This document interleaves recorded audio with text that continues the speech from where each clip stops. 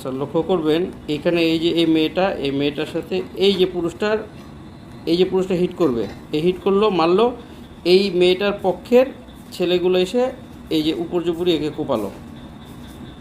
আর এই যে মেয়েটা স্যার, এই মেয়েটার নাম গোলাপি, এই কল গার্ল, এ হচ্ছে এই ছেলেগুলোকে দিয়ে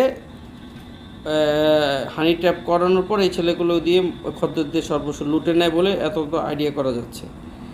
এখন এই অবস্থায় সেই সাংবাদিক এই রাস্তার কোনো একটা জায়গা থেকে তাদের ভিডিওটা তুলে, তখন এরা ওনাকে ভিডিওটা ডিলিট বা না করার অনুরোধ করলে ও যখন শুনে না, এই যে এরকম মনে হয় ভিডিওর জন্য যখন শুনবে না, তখনই এইগুলো যে উত্তেজিত হয়ে ওই লোকটাকে যে সাংবাদিক তাকে কোপায়।